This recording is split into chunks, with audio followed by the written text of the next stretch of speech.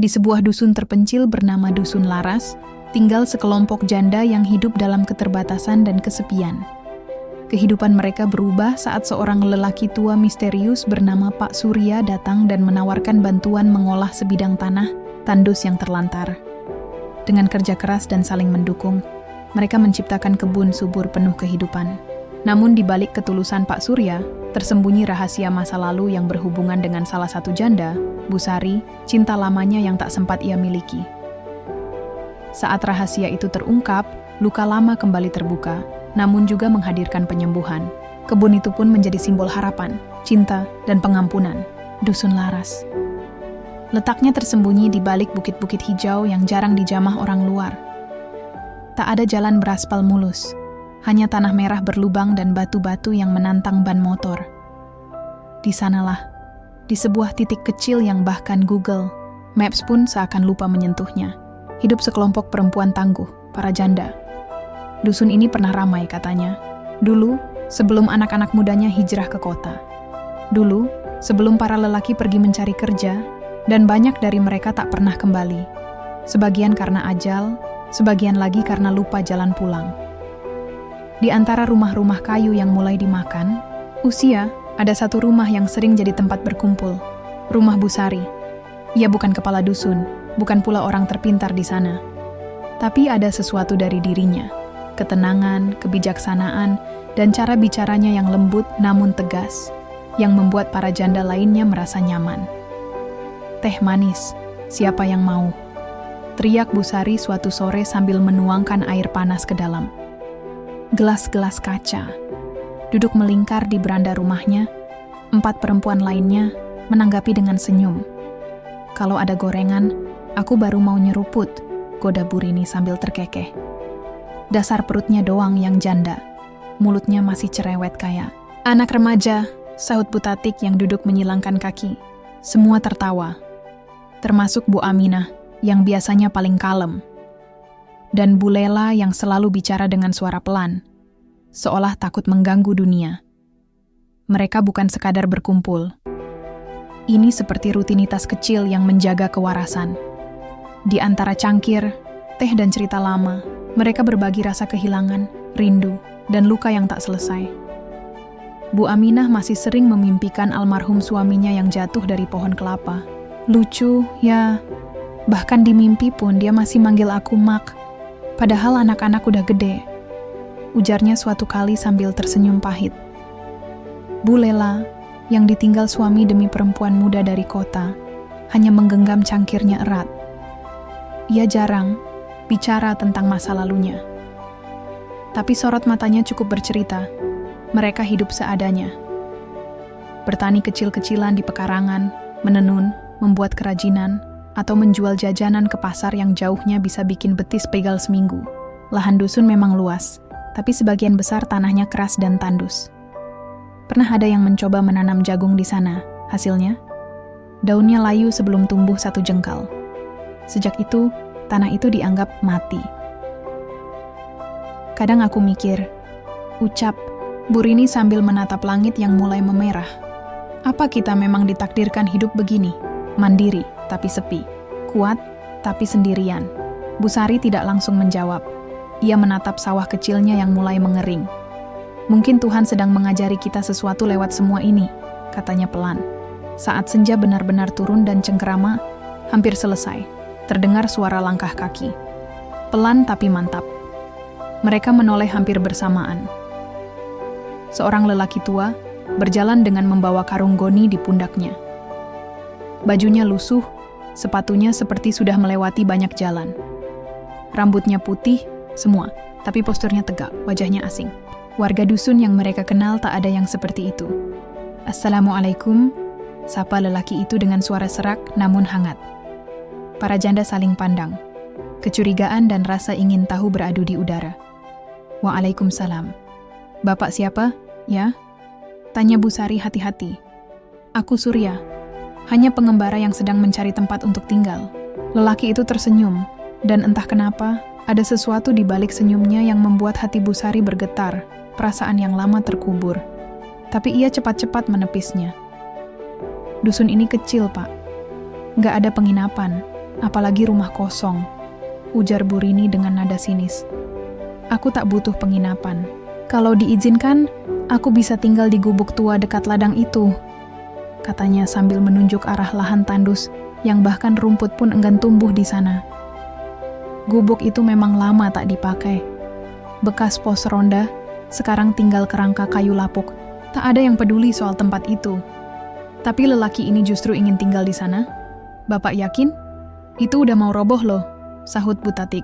Pak Surya mengangguk. Yang penting bisa berteduh. Selebihnya bisa diperbaiki. Ada keheningan. Masing-masing perempuan menimbang. Orang asing, laki-laki tua, tinggal sendirian di dusun penuh perempuan sendiri. Terlalu banyak kemungkinan. Tapi Bu Sari, entah kenapa, merasa ada sesuatu yang berbeda dari lelaki ini. Tatapannya tidak asing. Seperti pernah ia temui di masa yang sangat jauh. Kalau Bapak berniat baik, tak ada salahnya memberi tempat, katanya akhirnya. Yang lain tampak ragu, tapi mereka mengikuti keputusan Bu Sari. Pak Surya menunduk hormat. Terima kasih, semoga aku bisa berguna di sini, meski hanya sebagai orang tua yang membantu menyapu jalan atau memperbaiki pagar. Hari itu, Dusun Laras mendapat tamu. Seorang lelaki yang datang dengan senyum, karung di punggung, dan masa lalu yang masih tersembunyi. Tak ada yang tahu bahwa langkah kaki itu akan mengubah banyak hal. Tentang harapan, cinta, dan tanah yang selama ini dianggap mati. Sejak hari itu, keberadaan Pak Surya menjadi pembicaraan tersendiri di Dusun Laras.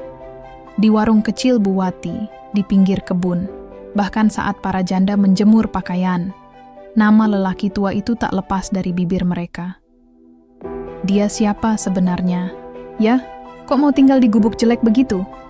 Tanya Bu Rini sambil menjemur kain batik yang sudah mulai pudar warnanya. Bu Tatik menanggapi sambil menyiram tanaman. Entahlah, tapi cara bicaranya sopan. Nggak kayak orang jahat. Bisa jadi justru itu topengnya. Bu Rini memonyongkan bibir. Manis di luar, tahu-tahu maling kambing. Dusun kita mana punya kambing lagi, Rin?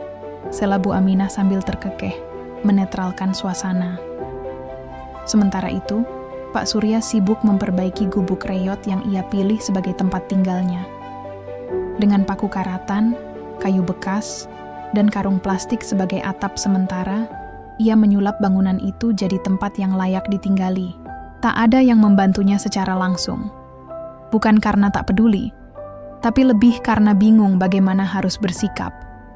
Yang membuat orang-orang mulai memperhatikannya, bukan cuma kerja kerasnya, tapi juga sikapnya. Setiap pagi, Pak Surya menyapu jalan dusun dengan sapu lidi yang ia buat sendiri. Kalau ada pagar roboh, ia bantu tegakkan.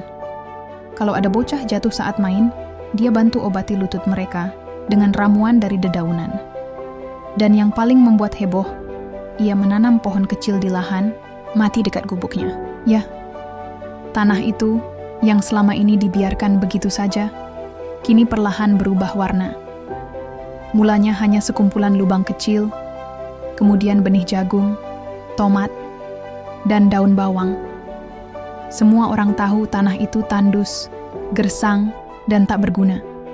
Tapi Pak Surya tetap menyiramnya saban pagi dan sore, seperti merawat harapan. Pak Surya, Bapak tahu dari mana kalau tanah itu bisa ditanami? Tanya Bu Sari suatu sore, saat ia membawa segelas air jahe ke gubuk itu. Pak Surya duduk di bangku kayu, tangannya kotor oleh tanah. Ia tersenyum dan menyeka peluh dari dahinya. Kadang, tanah cuma butuh dipercaya, dikasih waktu, dikasih kasih. Bu Sari mengerutkan kening. Kalimat itu terasa dalam, terlalu dalam untuk sekadar obrolan tentang tanah. Apa Bapak petani dulunya? Tanyanya lagi. Pak Surya tidak langsung menjawab. Tatapannya menerawang ke arah ladang yang mulai disinari, cahaya jingga matahari senja. Dulu, aku pernah bercocok tanam, tapi lebih banyak gagal panen daripada berhasil, katanya pelan. Tapi kegagalan itu yang bikin aku terus belajar, termasuk tentang manusia. Bu Sari diam. Ia memperhatikan gerak-gerik Pak Surya, dan entah kenapa, ada sesuatu yang mengusik di dadanya. seperti deja vu. Suara itu, cara berbicara yang tenang, terlalu mirip seseorang dari masa mudanya. Tapi ia menepis pikiran itu cepat-cepat. Mungkin hanya karena usia yang membuat ingatannya mulai bermain-main. Hari-hari berlalu. Perlahan, beberapa janda mulai mendekat ke lahan itu, bukan karena percaya, tapi karena penasaran. Apalagi saat tunas-tunas kecil mulai muncul. Mereka berdiri di pinggir lahan, menatap tanah itu seolah menyaksikan keajaiban.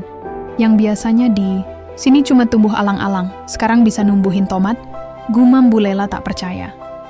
Kayaknya si Pak Surya ini nyimpen jimat deh, celetuk Bu Rini, disambut tawa lepas dari yang lain. Pak Surya tidak ambil pusing, ia terus bekerja. Bahkan suatu pagi, ia datang ke rumah Bu Sari membawa secarik kertas, kusut, gambar denah sederhana tentang pembagian lahan kecil-kecilan. Bu Sari, katanya, aku punya ide. Bagaimana kalau kita olah lahan ini bareng-bareng? Kita bisa bagi tugas. Nanti hasilnya kita nikmati bersama. Bu Sari membaca sketsa itu. Meski hanya coretan tangan, idenya cukup masuk akal. Ada area sayur, rempah-rempah, bahkan rencana kolam ikan kecil dari lubang tanah bekas galian lama. Kita? Maksud Bapak? Para janda di dusun ini? Tanya Bu Sari hati-hati. Ya. Aku lihat mereka kuat, rajin, dan saling dukung. Yang kurang cuma satu, percaya bahwa mereka mampu. Bu Sari terdiam. Lama. Ia tahu betul seperti apa perasaan kehilangan dan ketidakberdayaan yang menghantui para janda di dusun ini. Mereka bertahan bukan karena punya banyak pilihan, tapi karena menyerah bukan opsi. Tapi mengolah lahan mati, itu bukan perkara mudah. Nanti aku bantu. Aku ajari. Aku nggak bawa banyak harta, Bu Sari. Tapi aku punya tangan, dan sedikit ilmu dari masa lalu. Tambah Pak Surya sambil menatap mata Bu Sari. Dan di sana ada sesuatu yang sulit dijelaskan. Hangat. Dalam. Hari itu, Bu Sari tak langsung menjawab, tapi malamnya, ia merenung lama di beranda, ditemani nyala lampu minyak dan suara jangkrik. Ia tahu, jika mereka menerima tawaran Pak Surya, hidup mereka bisa berubah, tapi juga bisa gagal. Namun ada satu hal yang terus terngiang di kepalanya. Kadang, tanah cuma butuh dipercaya, dikasih waktu, dikasih kasih, dan mungkin hati juga begitu. Pagi itu berbeda dari biasanya. Udara dusun Laras terasa lebih ringan, lebih hidup. Matahari belum sepenuhnya naik, tapi di sekitar lahan tandus yang dulu nyaris tak dilirik, beberapa perempuan tampak berkumpul, menggulung lengan baju, dan mencangkul, tanah dengan semangat aneh yang tak biasa. Bu Sari berdiri di tengah mereka, memegang sekop kecil. Di sampingnya, Pak Surya tersenyum sambil menunjukkan cara mencangkul yang benar. Yang penting jangan buru-buru. Tanah itu bisa ngambek kalau digarap dengan kasar, katanya, disambut tawa kecil dari Bu Rini dan Bu Tatik. Aduh, ternyata nyangkul itu lebih berat dari ngurus mantan suami, celetuk Bu Rini sambil mengelap keringat. Bu Aminah yang biasanya diam, ikut terkikik. Setelah berminggu-minggu hanya melihat Pak Surya bekerja sendirian, kini lahan itu mulai ramai. Para janda yang awalnya hanya menonton dari kejauhan, satu persatu mulai bergabung. Ada yang mencabut rumput liar, ada yang menanam bibit cabai, ada pula yang membuat parit kecil untuk aliran air. Lihat, tanah ini mulai lembek, kata Bu Lela, sambil mencelupkan jari ke tanah yang dulu keras seperti batu. Kayak dikasih nyawa baru, karena tiap sore Pak Surya nyiramnya pakai air sumur dan doa. Timpal Bu Tatik Pak Surya hanya tertawa kecil. Ia tidak pernah menyebut doa-doanya keras-keras, tapi setiap malam, dari gubuk tuanya, sering terdengar suara lirih yang memanggil nama-nama Tuhan, diiringi hembusan angin dan aroma kayu basah. Hari-hari berlalu. Lahan itu perlahan berubah.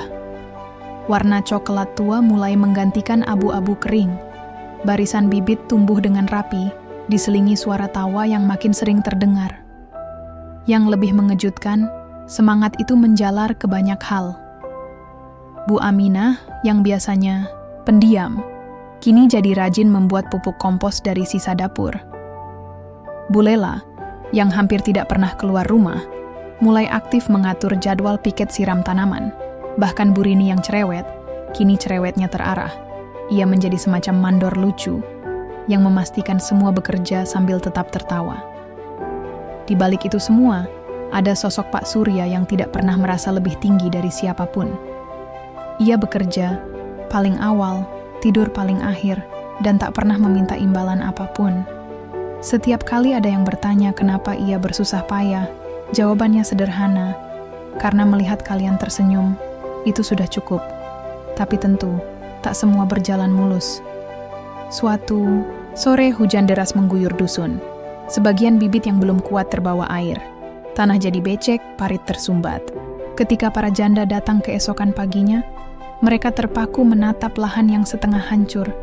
Ya Allah, Bu Tatik menutup mulutnya. Kemarin masih hijau semua. Bu Sari menunduk. Hatinya remuk melihat harapan yang sempat tumbuh. Kini tercabik oleh alam.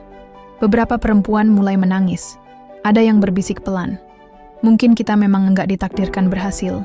Tapi Pak Surya, dengan jaketnya yang basah dan rambut yang makin memutih, berdiri tegak di pinggir lahan. Kalian tahu, katanya, perlahan.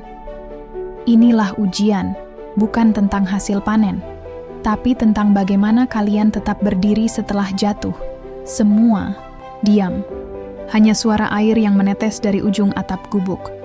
Kalau kita menyerah sekarang, lanjutnya, kita hanya membenarkan apa yang dulu dunia katakan pada kalian, bahwa kalian lemah, tidak bisa mandiri, harus ditopang oleh laki-laki, harus dikasihani, tapi aku tidak percaya itu. Bu Aminah menatap Pak Surya dengan mata berkaca-kaca. Lalu, kita harus mulai dari mana lagi? Pak Surya tersenyum. Dari awal.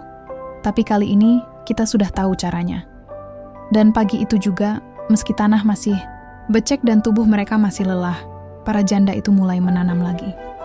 Dengan tangan gemetar, tapi hati yang mulai kokoh. Mereka tidak lagi bekerja karena ikut-ikutan. Mereka mulai percaya bahwa mereka bisa. Hari-hari berikutnya menjadi bukti. Tanah yang dulu mati mulai memberi kehidupan. Bibit yang sempat roboh mulai tumbuh lagi. Para anak muda yang selama ini merantau, mulai mendengar kabar tentang ladang ajaib di dusun kecil. Beberapa pulang sebentar, hanya untuk melihat. Apa benar emak-emak janda bisa panen? Tanya salah satu pemuda. Tak percaya. Bukan cuma bisa, tapi kami juga bisa bangkit, jawab Bu Sari dengan senyum tegas. Di sela semua, itu hubungan antara para janda dan Pak Surya pun semakin dekat, bukan sebagai sosok pria yang memberi petunjuk dari atas menara, tapi sebagai kawan seperjuangan, seorang bapak, seorang guru, atau, bagi Bu Sari, mungkin lebih dari itu. Namun ia tak berani bertanya lebih jauh. Tentang masa lalu Pak Surya, tentang mengapa matanya kadang terlihat sangat sedih saat senja, atau tentang kenapa ia sering memandangi rumah tua di ujung dusun, yang pernah ditinggal oleh seseorang bernama Surya juga, puluhan tahun silam. Musim berganti perlahan. Hujan yang dulu dianggap ancaman, kini menjadi berkah. Lahan yang tadinya gersang berubah menjadi hamparan hijau penuh semangat. Di antara barisan tanaman cabai, tomat, bayam, dan kangkung, para janda itu bekerja dengan wajah yang tak lagi murung. Bukan hanya panen yang mulai tumbuh, tapi juga kepercayaan diri. Tak ada lagi gumaman tentang hidup yang tak adil atau nasib yang menyedihkan. Mereka kini menyebut diri mereka bukan sebagai janda-janda yang ditinggalkan, tetapi sebagai perempuan-perempuan yang bertahan. Bu Rini bahkan sempat berkelakar saat sedang mencabuti gulma. Dulu aku cuma tahu cara nyabutin uban. Sekarang nyabutin rumput liar juga udah jago. Tawa meledak, dan suara-suara riuh itu menggema di antara pohon-pohon muda yang baru tumbuh. Pak Surya berjalan pelan menyusuri, barisan bedengan, tangannya membawa baskom penuh benih baru. Ia menghampiri Bu Aminah yang sedang menyiram tanaman. Bu, kalau sempat, nanti bantu tabur benih di ujung sana ya. Kita coba tanam kacang panjang. Aku rasa tanahnya udah cukup siap. Bu Aminah mengangguk mantap. Siap, Pak. Sekarang saya malah lupa rasanya duduk santai terus-terusan. Di luar dugaan, beberapa pemuda desa yang semula meremehkan para janda, kini mulai ikut terlibat. Bukan karena iba, tapi karena kagum. Mereka melihat sesuatu yang tidak mereka sangka. Ketekunan, keberanian, dan kehangatan yang jarang ditemukan di kota.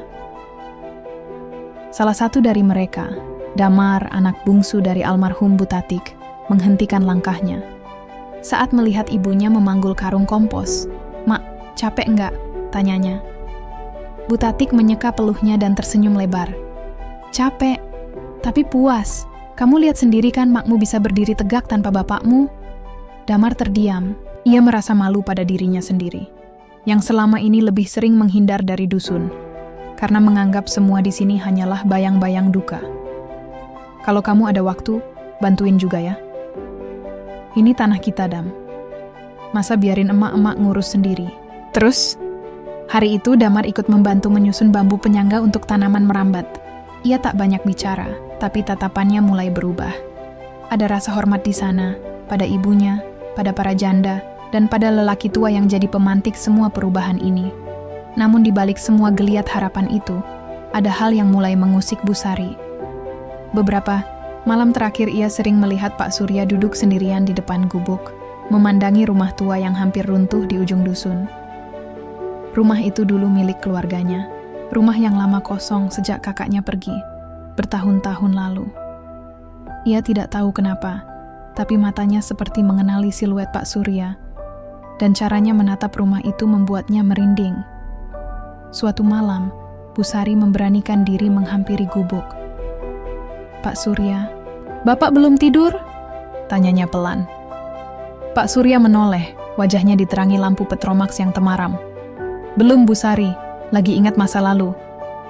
"Kalau boleh tahu masa lalu seperti apa?" Pak Surya terdiam. Lalu, ia berkata pelan, "Saya pernah punya alasan untuk tinggal di dusun ini, tapi juga punya alasan besar untuk pergi." Busari duduk di tanah, menyandarkan punggung ke pohon randu. Bapak seperti mengenal tempat ini lebih dari sekadar pendatang. Pak Surya tidak menjawab, tapi senyumnya mengandung luka. "Rumah tua itu dulunya rumah saya," kata Busari akhirnya. "Kami 8 bersaudara, tapi satu kakak saya, laki-laki, menghilang setelah bertengkar dengan bapak." Pak Surya memejamkan mata sesaat. "Apa namanya?" "Surya?" Hening mendadak menyelimuti malam itu. "Bagaimana Bapak tahu?" Suara Busari tercekat. Pak Surya menatap jauh ke langit malam. "Karena itu, saya." Busari tercekat. Wajahnya pucat. Jantungnya berdetak cepat. Ia mematung, tak tahu harus berkata apa. Tapi, Surya yang itu, kakak saya, pergi saat saya masih remaja. Bapak sekarang lebih tua? Lebih lusuh?" Pak Surya menyela lembut. "Tapi tetap Surya yang sama. Aku pergi karena merasa kalah. Karena tak sanggup membuktikan bahwa aku bisa jadi seseorang yang berguna." Busari berdiri perlahan. Matanya mulai berkaca-kaca. "Kenapa sekarang baru kembali?" Pak Surya menunduk. "Karena aku dengar dusun ini hampir mati. Dan aku tak ingin menghilang sebagai bagian dari kenangan buruk." Malam itu, mereka tidak bicara banyak lagi. Tapi Busari tahu bahwa sosok Pak Surya bukan hanya penyelamat bagi tanah mereka, tapi juga bagian dari luka masa lalunya sendiri. Dan entah kenapa, ada bagian dari hatinya yang tidak ingin lagi menutup pintu. Pagi hari di Dusun Laras kini selalu diawali oleh aroma tanah basah dan tawa hangat para janda yang bekerja. Namun pagi ini terasa lebih sunyi dari biasanya. Busari masih terdiam di beranda rumahnya, mengaduk kopi yang sudah dingin sejak sejam lalu. Percakapan semalam bersama Pak Surya masih bergema di benaknya. Kakaknya yang selama ini dianggap telah benar-benar pergi, ternyata kembali dalam wujud lelaki tua yang selama ini begitu mereka andalkan. Lelaki tua yang diam-diam membawa beban penyesalan bertahun-tahun dan menyimpannya rapat-rapat di balik senyuman sederhana.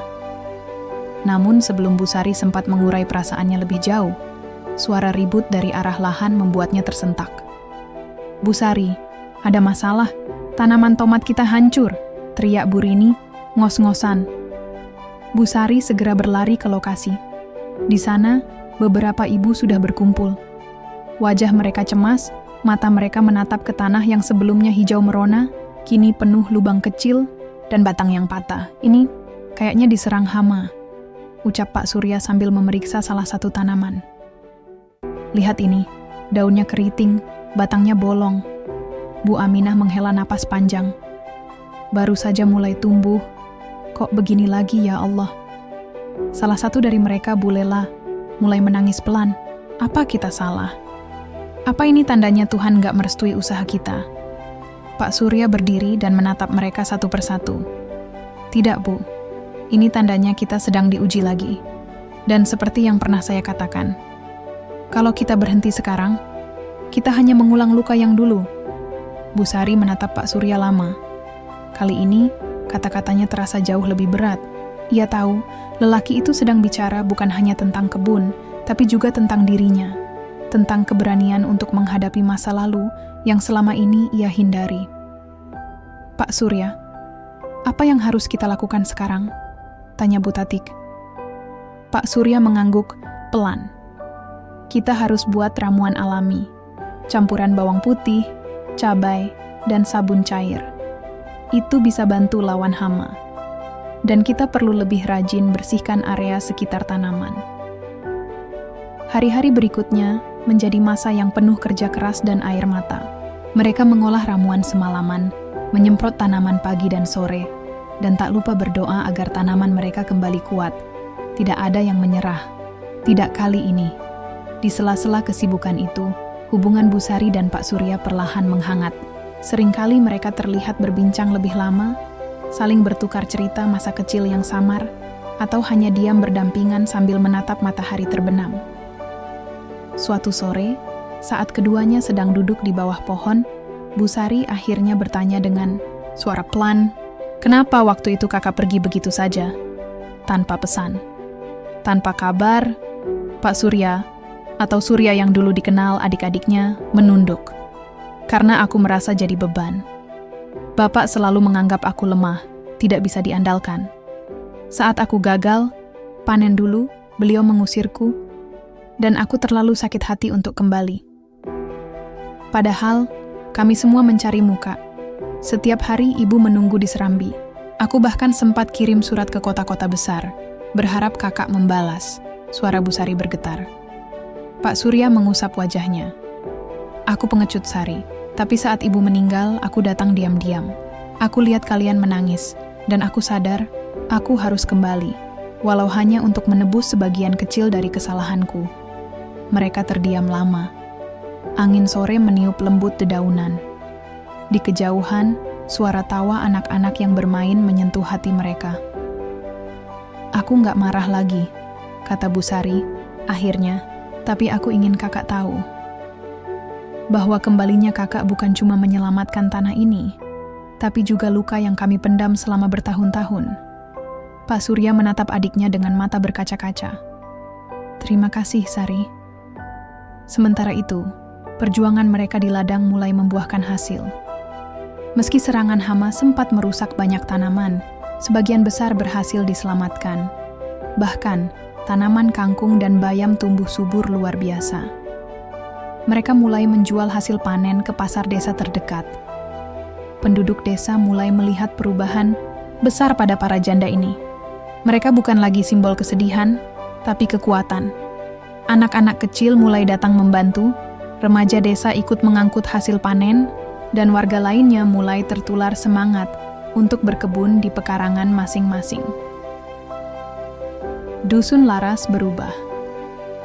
Namun menjelang akhir bulan, datang seorang lelaki dari kota. Ia datang dengan mobil hitam dan membawa surat-surat penting. Lelaki itu ingin membeli tanah yang kini sudah menjadi kebun subur. Alasannya, ingin membangun villa wisata. Kami siap bayar mahal, katanya datar. Bu Rini menatap lelaki itu penuh emosi. Bapak pikir uang bisa menggantikan semua keringat dan air mata kami. Tapi ancaman nyata itu datang bukan dari uang, melainkan dari pemilik lama lahan yang rupanya belum pernah menyerahkan kepemilikan secara resmi. Desa gegar. Para janda panik. Pak Surya murung. Dan untuk pertama kalinya sejak ia kembali, Pak Surya merasa Mungkin ia harus memilih antara menyelamatkan kebun ini atau mengorbankan semuanya lagi. Mentari baru saja terbit ketika kabar itu menyebar lebih cepat dari embun yang menguap di atas daun. Dusun Laras, yang selama ini tentram dalam semangat kebersamaan, tiba-tiba dihadapkan pada kenyataan yang mengguncang. Lelaki dari kota yang kemarin datang ternyata adalah utusan dari seorang pengusaha properti besar, dan yang lebih mengejutkan, lahan yang mereka garap selama ini bukan milik desa, melainkan milik pribadi yang sudah bertahun-tahun tinggal di Jakarta. Ini sertifikatnya, ujar lelaki berjas itu memperlihatkan selembar kertas yang sudah menguning atas nama Nyonya Dahlia.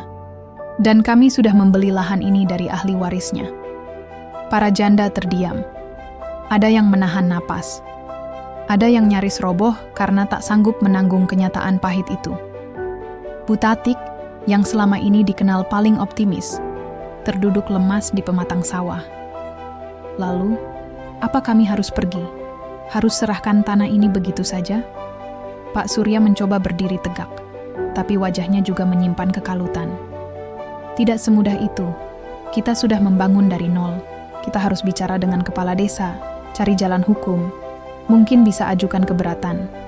Namun, kepala desa yang mereka datangi justru tampak menghindar. Pak Surya, Bu Sari, saya paham perasaan kalian, tapi saya tidak bisa menolak legalitas. Lahan itu memang belum pernah disertifikasi ulang. Dan kalau pemiliknya mau menjual, ya saya tak bisa berbuat banyak. Bu Aminah mengepalkan tangan. Jadi semua kerja keras kami ini percuma? Semua yang kami bangun bersama harus dihancurkan begitu saja? Pak Surya diam. Hatinya perih, bukan hanya karena usaha mereka terancam, tetapi karena ia merasa telah mengecewakan semua orang. Ia yang dulu lari dari tanggung jawab, kini ketika ia mencoba memperbaiki, dunia seolah ingin mengulang luka itu.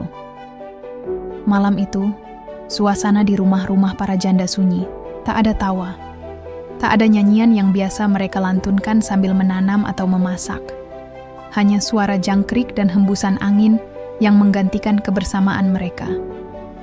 Bu Sari duduk di depan rumah, memandangi langit. Pak Surya mendekat, membawa 2 cangkir teh hangat. Kalau memang takdirnya begini, apa gunanya semua ini, Kak? Tanya Bu Sari lirih. Pak Surya menarik napas panjang.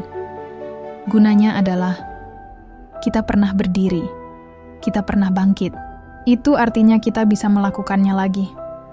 Tapi tanah ini satu-satunya yang kami punya, yang memberi kami harga diri, harapan, dan rumah. Pak Surya menatap adiknya dalam, dan karena itu kita tidak akan menyerah. Keesokan harinya, Pak Surya memutuskan pergi ke kota, mencari pengacara bantuan hukum untuk desa. Ia tahu ini bukan sekadar soal tanah, tapi soal perjuangan. Dan ia bersumpah tidak akan mengulang kesalahan masa lalunya. Kabur saat keadaan menjadi sulit, namun kepergiannya ke kota membawa kenyataan yang jauh lebih pahit. Di kantor hukum tempat ia berharap mendapatkan pertolongan, ia bertemu dengan seseorang yang mengenal Dahlia, pemilik lama lahan itu. Dan orang itu memberitahunya bahwa Dahlia telah meninggal 2 tahun lalu, dalam kondisi miskin dan kesepian. Anaknya, yang menjual lahan itu ke pengusaha villa, bahkan tak pernah menginjakkan kaki di dusun itu. Lebih parahnya lagi, Pak Surya menemukan bahwa beberapa tanda tangan di dokumen jual beli tampak ganjil. Ada indikasi pemalsuan. Kalau ini benar, berarti kalian bisa ajukan gugatan, kata pengacara itu. Tapi akan butuh waktu. Dan sementara proses hukum berjalan, kalian bisa saja diusir sewaktu-waktu. Pak Surya kembali ke dusun dengan hati berat. Ia tahu bahwa memberi harapan bisa jadi pedang bermata dua. Tapi ia memilih berkata jujur kepada semua orang. Lahan ini mungkin tak bisa kita pertahankan dalam waktu singkat. Tapi jika kalian setuju, kita bisa mulai proses hukum. Kita bisa lawan ini bersama. Para janda kembali berkumpul. Tatapan mereka beragam. Ada yang ragu, ada yang takut, tapi ada pula yang mulai berdiri perlahan, menggenggam erat tangan satu sama lain. Bu Tatik berkata lirih, kalau kita harus kalah, setidaknya kalah karena berjuang, bukan karena pasrah. Bu Rini menambahkan, kita pernah hidup dalam kehilangan dan duka. Sekarang kita punya sesuatu yang lebih besar, harga diri. Dan satu persatu mereka menyatakan persetujuan. Tak ada yang ingin menyerah. Tak kali ini. Namun di tengah malam yang gelap itu, Pak Surya berdiri sendiri di depan rumah tua yang dulu pernah jadi kenangannya. Ia memandangi langit, lalu menunduk dalam. Ma, aku mohon, beri aku satu kesempatan lagi untuk memperbaiki semuanya, bisiknya pada angin malam. Ia tak tahu kepada siapa ia berdoa, mungkin pada ibunya, mungkin pada dirinya sendiri. Tapi di balik suara lirih itu, ada janji yang tak bisa dicabut, bahwa ia akan tinggal, ia tidak akan pergi lagi. Tak peduli sebesar apa badai yang datang. Langit Dusun Laras pagi itu tidak biru seperti biasa. Mendung menggantung pekat, seolah ikut merasakan beban di hati para janda yang menanti dengan gelisah di bawah pohon besar di pinggir ladang. Semalam mereka mendapat surat resmi dari pihak pengembang. Dalam waktu 7 hari, kebun harus dikosongkan. Hukum masih proses, kata Pak Surya saat membacakan isi surat itu. Tapi mereka pakai celah lain, menganggap kita pendatang liar yang tidak punya surat hak garap. Suasana hening. Angin berhembus pelan, membawa bau tanah yang baru disiram hujan semalam. Bu Aminah menggenggam erat keranjang rotannya. Jadi, kita harus siap-siap diusir? Kalau perlu, mereka akan bawa alat berat, ucap Bu Rini, pelan tapi tajam. Kita tahu pola-pola seperti ini. Pengembang datang, rakyat kecil harus minggir. Kita bisa lawan. Sela Bu Tatik penuh semangat, walau matanya sembab. Kalau perlu, kita duduk ramai-ramai di tengah kebun, biar alat berat itu mikir. 1000 kali, namun suara tawa dari balik semak membuat mereka menoleh. Seorang lelaki muda berpakaian rapi muncul sambil menepuk-nepuk tangan, sinis. Wah, semangat ya para ibu-ibu. Tapi tahu nggak, lahan ini udah sah milik kami. Jadi tolong, jangan bikin malu diri sendiri. Pindah dengan baik-baik aja ya. Pak Surya maju 2 langkah. Kau siapa? Aku perwakilan lapangan dari pemilik lahan baru, dan saya ditugaskan memastikan semua berjalan smooth. Gitu, Pak Tua. Emosi memuncak, tapi sebelum ada yang bergerak, Bu Sari menarik lengan Pak Surya. Jangan, Kak. Kita nggak bisa kasih mereka alasan buat bilang kita mengganggu ketertiban. Lelaki muda itu tertawa kecil, lalu pergi dengan santai. Tapi ancamannya masih menggema di kepala mereka. Malamnya, dusun diliputi kecemasan. Tak ada yang tidur nyenyak. Bu Aminah bermimpi ladang mereka diratakan oleh buldoser. Bu Rini terbangun karena suara tangis cucunya yang merasa takut kehilangan tempat bermain. Bu Sari menatap langit, berdoa agar Tuhan memberi mereka keajaiban. Dan Pak Surya kembali dihantui rasa bersalah. Ia duduk di beranda rumahnya, memandangi bintang-bintang yang tertutup awan. Hatinya penuh sesak. Tapi tak disangka, langkah pelan mendekat dari belakang Bu Sari. Kalau waktu bisa diputar, aku ingin kakak tetap tinggal waktu itu, ucap Bu Sari lembut. Biar kita bisa hadapi semuanya bareng-bareng dari dulu. Pak Surya menunduk. Kalau waktu bisa diputar, aku tak akan pernah tinggalkan ibu, juga kamu. Sekarang kakak sudah kembali. Itu cukup, kata Bu Sari. Tapi tolong, jangan menyerah. Jangan biarkan kami kehilangan harapan lagi. Pak Surya mengangguk pelan. Aku janji. Keesokan harinya, para janda mulai menyusun strategi. Mereka tahu tak bisa mengandalkan hukum dalam waktu singkat. Maka mereka menulis surat terbuka, menyebarkannya lewat media sosial anak-anak muda dusun. Foto-foto mereka bekerja di ladang diunggah, disertai kisah perjuangan mereka. Tak disangka, respons datang bertubi-tubi. Blogger, aktivis lingkungan, bahkan mahasiswa dari kota mulai berdatangan. Mereka membawa kamera, mencatat cerita, dan membantu menyebarkannya. Nama Kebun Harapan Dusun Laras mulai viral. Namun, pengembang tak tinggal diam. 3 hari sebelum batas waktu, mereka mengirim alat berat yang parkir di ujung dusun. Bunyinya menderu, mengintimidasi. Para janda mulai berjaga bergantian di kebun. Mereka tidur di tenda darurat, makan seadanya, tapi hati mereka bulat. "Saya nggak takut," ucap Bu Rini sambil mengikatkan kain merah di lengannya. "Kalau kita kalah, setidaknya kita kalah dengan kepala tegak." Anak-anak dan remaja juga ikut membantu. Mereka membuat barikade dari ban bekas dan bambu. Para relawan mahasiswa menyiapkan dokumentasi langsung. Mata kamera mereka siap merekam semua yang terjadi. Dan di tengah itu semua, Pak Surya mengambil mikrofon dari seorang aktivis muda. Ia berdiri di depan massa yang berkumpul, suaranya serak tapi tegas. "Kita bukan sekadar mempertahankan tanah," katanya. "Kita mempertahankan kenangan, harga diri, dan bukti bahwa perempuan-perempuan yang pernah ditinggal, dilukai, dan diremehkan, bisa bangkit dan melawan." Sorak-sorai membahana. Namun di tengah semangat itu, sebuah kabar datang yang mengguncang. Pak Surya dilaporkan ke polisi oleh pihak pengembang dengan tuduhan menghasut warga. Petugas datang malam itu membawa surat pemanggilan resmi. Para janda berkerumun. Bu Sari berdiri di depan mereka, matanya berkaca-kaca. "Kalau mereka mau tangkap satu dari kita, biar aku juga ikut, karena kami semua satu suara." Bab ditutup dengan Pak Surya menatap gerbang kantor polisi dengan kepala tegak. Di belakangnya, barisan para janda berdiri dalam diam, tapi mata mereka menyala penuh perlawanan. Hari itu langit dusun Laras seolah menahan napas. Matahari tak bersinar cerah, tapi juga tak sepenuhnya tertutup.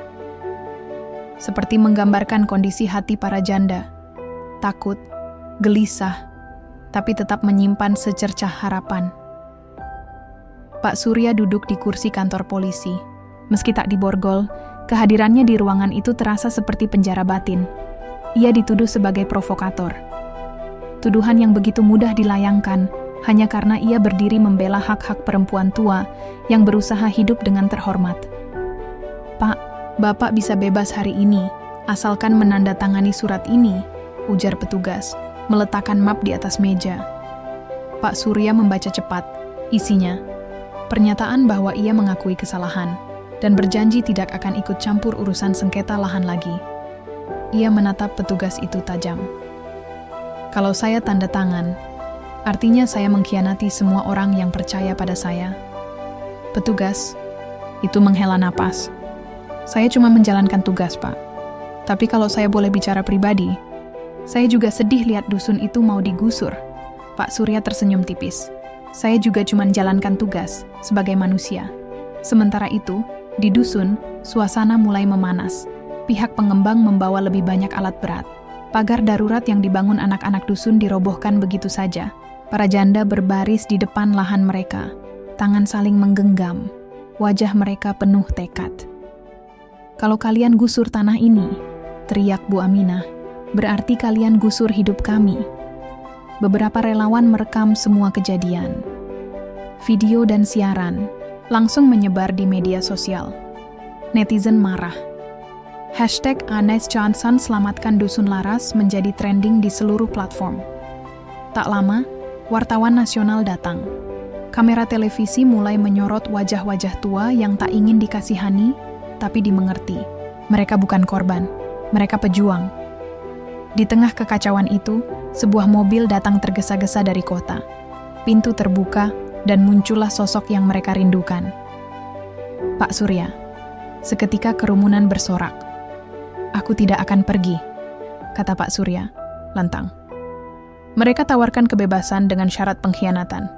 Tapi aku lebih memilih berdiri di sini, bersama kalian." Bu Sari meneteskan air mata. "Kak Surya." Pak Surya menatap tanah di bawah kakinya. "Tanah ini memang bukan milik kita di atas kertas, tapi ia milik kita lewat air mata, kerja keras, dan cinta." Ketegangan semakin tinggi. Polisi mulai berjaga. Operator alat berat bersiap menjalankan mesin, tapi sebelum mereka sempat bergerak, terdengar suara klakson keras. Sebuah mobil mewah berhenti di depan kerumunan. Turunlah seorang wanita berpenampilan elegan, berusia sekitar 50-an. "Ibu Farah," desis seseorang. "Itu anak dari Nyonya Dahlia, pemilik lahan dulu." Semua menoleh. Wanita itu melangkah dengan anggun ke tengah kerumunan. Ia berdiri di depan Pak Surya, menatapnya lama. "Anda..." "Surya?" Pak Surya mengangguk. "Benar, saya Surya. Dulu ibu saya sering cerita tentang seorang lelaki dari dusun yang dia tinggalkan karena tekanan keluarga. Namanya Surya juga, katanya.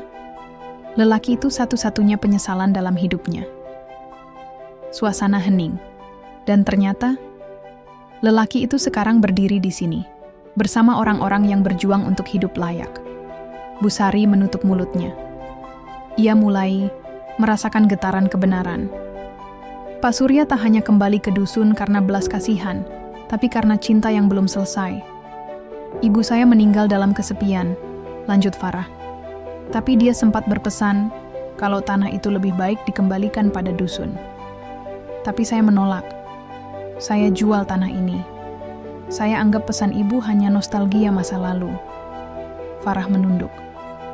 "Tapi melihat kalian semua hari ini, saya sadar, ibu saya benar. Cinta tak pernah selesai. Dan penyesalan tak seharusnya diwariskan." Ia menoleh ke pihak pengembang. "Saya pemilik sah, dan saya cabut semua kerjasama. Lahan ini saya hibahkan untuk dusun Laras." Tangis pecah. Sorak menggema. Kamera menangkap momen yang tak akan terlupakan. Pak Surya hampir tak percaya, tapi air mata di pipinya membuktikan bahwa harapan memang bisa datang dari tempat yang tak terduga. Malam itu dusun Laras berpesta kecil. Di tengah kebun yang kembali menjadi milik mereka, para janda menyanyikan lagu-lagu masa muda. Api unggun dinyalakan. Anak-anak berlarian. Dan Pak Surya duduk di dekat Bu Sari. "Kak, aku tahu sekarang kenapa kakak kembali," ucap Bu Sari pelan. Pak Surya tersenyum. "Aku kembali untuk menebus, untuk mencintai tanpa harus menyesal." Ia menatap langit, dan mungkin di balik awan ada seseorang yang ikut tersenyum malam itu. Pagi di dusun Laras tak pernah terasa sehangat ini. Matahari seakan menyinari setiap lekuk tanah dengan lembut, dan embun yang menggantung di ujung-ujung daun terlihat seperti permata kecil yang berkilauan. Suasana dusun tak lagi muram. Tawa anak-anak kembali terdengar, dan wajah-wajah tua yang dulu keriput oleh beban, kini mengembang oleh semangat baru. Bu Aminah sedang menyiram tanaman cabai dengan penuh cinta.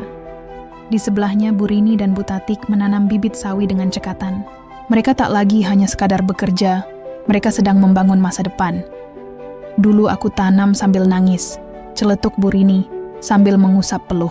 Sekarang air matanya karena bahagia. "Tapi tetap aja capek," sahut Bu Tatik disambut gelak tawa. Mereka memang lelah, tapi lelah yang penuh makna. Karena kini mereka tahu, tanah ini milik mereka. Bukan hanya di atas kertas, tapi juga dalam hati. Di sisi lain kebun, anak-anak muda yang dulu hanya jadi penonton kini ikut terlibat. Ardi, pemuda yang dulunya sering nongkrong tak tentu arah, kini menjadi koordinator logistik. Ia menyusun jadwal pengairan dan distribusi hasil panen. "Pak Surya ngajarin aku pakai sistem irigasi tetes," ujarnya bangga pada teman-temannya.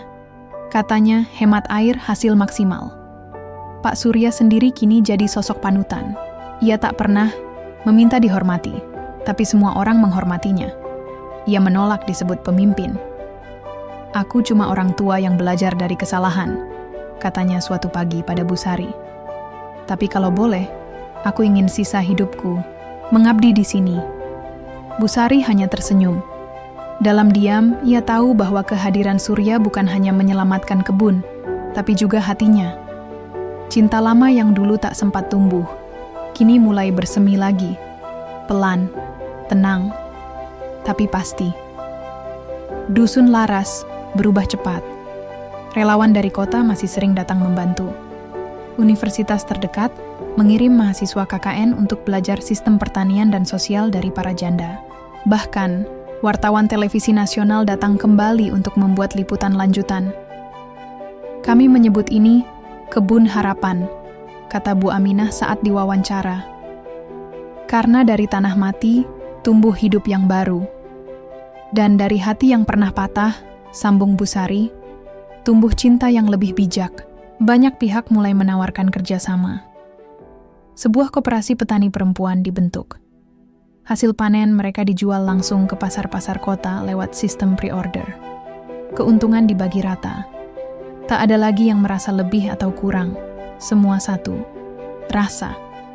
Suatu sore, saat langit mulai jingga, Pak Surya dan Bu Sari duduk di bawah pohon besar, memandang ladang yang mulai hijau lagi. "Kak Surya," ucap Bu Sari pelan, "aku masih sering mimpi kita muda lagi. Duduk di sini, seperti sekarang. Tapi dengan rambut hitam dan kulit yang belum keriput." Pak Surya tersenyum. "Mungkin dulu kita memang kehilangan waktu muda. Tapi lihat sekarang. Tuhan kasih kita kesempatan kedua." Ia menggenggam tangan Bu Sari. Genggaman yang dulu dilepaskan karena tekanan zaman, kini kembali erat, penuh ketenangan. "Kalau sekarang kita jatuh cinta lagi, apa salah?" tanya Pak Surya. "Tak ada yang salah dengan cinta yang tumbuh dari luka," jawab Bu Sari sambil menatap langit. "Karena cinta itu seperti kebun kita. Harus disiram, dirawat, dan diberi waktu untuk tumbuh." Malam harinya, seluruh dusun menggelar acara kecil di kebun. Lampu-lampu gantung dinyalakan, makanan sederhana disajikan di atas daun pisang, dan anak-anak menyanyikan lagu rakyat. Di tengah keramaian, seorang jurnalis muda berbisik pada temannya, "Kalau ada surga kecil di bumi, mungkin beginilah rasanya." Dusun Laras tak lagi menjadi tempat para janda yang dilupakan. Ia telah menjelma menjadi pusat harapan, simbol bahwa kehilangan tak harus berakhir dengan kehancuran. Tapi bisa jadi awal dari sesuatu yang lebih besar. Setahun telah berlalu sejak tanah Dusun Laras diserahkan secara resmi kepada warga. Waktu berjalan cepat, tapi perubahan yang terjadi di dusun itu berjalan lebih cepat lagi. Seakan semesta benar-benar merestui kebangkitan mereka. Kini, kebun itu bukan hanya ladang pertanian. Ia telah menjadi pusat pembelajaran kebun mandiri perempuan. Setiap bulan, puluhan perempuan dari dusun-dusun sekitar datang belajar cara bertani, cara mengelola koperasi, cara memulihkan harga diri setelah kehilangan. Tak sedikit dari mereka adalah janda juga. Beberapa datang dengan wajah bingung dan mata penuh luka. Tapi mereka pulang dengan senyum, karena tahu mereka tidak sendirian. Di sebuah sudut kebun yang rindang, Bu Aminah sedang mengajari seorang ibu muda cara menanam bawang merah dengan sistem tumpang sari. "Nggak usah malu, Nak. Kami dulu juga bingung," ujarnya sambil menggali tanah. "Tapi tanah itu seperti hidup kita. Sekarang keras, tapi kalau disiram dengan sabar, pasti lunak." Bu Rini, yang dulu pemalu dan pendiam, kini jadi pengelola keuangan koperasi. Ia mengatur laporan bulanan dengan teliti, tak ragu berbicara di depan banyak orang. Dulu, ia sering merasa tak berguna. Kini, ia menjadi panutan. Bu Tatik bahkan sempat diundang ke Jakarta untuk berbicara di seminar pemberdayaan perempuan. Ia mengenakan kebaya sederhana dan berbicara di hadapan pejabat tinggi dengan suara bergetar, tapi penuh kebanggaan. "Kami tidak kaya," katanya waktu itu. "Tapi kami punya kebun yang membuat kami percaya lagi pada hidup. Dan kami ingin menanam harapan itu dimanapun kami bisa." Pak Surya dan Bu Sari kini tidak lagi menyembunyikan hubungan mereka. Tak ada pernikahan megah, tak ada pesta besar, hanya sebuah selamatan kecil di kebun, disaksikan oleh warga dusun dan anak-anak yang menyanyikan lagu cinta sederhana. Pak Surya mengenakan batik lama, dan Bu Sari mengenakan selendang merah muda yang ia simpan sejak muda, selendang yang dulu sempat ia kenakan saat mereka berpisah di stasiun. "Sekarang, aku tak akan pergi lagi," bisik Pak Surya ketika mereka berdiri di bawah pohon mangga yang mulai berbuah. Bu Sari tersenyum, "Dan aku tak akan menyimpan dendam lagi, karena luka masa lalu sudah kita ubah jadi benih masa depan." Malam itu, seperti malam-malam lain yang damai, warga dusun duduk melingkar di tengah kebun. Lampu-lampu gantung menyala dan suara tawa bergema lembut di antara daun-daun yang bergoyang pelan ditiup angin. Seorang anak kecil, cucu dari Bu Tatik, bertanya polos. "Nenek, kenapa dulu kebunnya bisa tandus?" Bu Tatik mengelus kepala si bocah, lalu menatap ke kejauhan, ke arah tanah yang kini hijau subur. "Karena dulu, hati kami pun tandus, Nak. Tapi kemudian datang hujan. Hujan kasih sayang. Dari orang yang dulu pernah pergi, lalu kembali membawa harapan. Kini, Dusun Laras tak lagi dikenal karena cerita pilu para jandanya, tapi dikenal sebagai tempat kebangkitan, tempat cinta tumbuh dalam kesederhanaan, dan tempat luka disembuhkan oleh kerja keras dan ketulusan. Kebun itu bukan hanya lahan pertanian, ia adalah kebun hati, dan siapapun yang datang ke sana akan membawa pulang satu hal yang sama, keyakinan bahwa tak ada kehilangan yang sia-sia jika kita punya keberanian untuk menyemai ulang harapan tamat.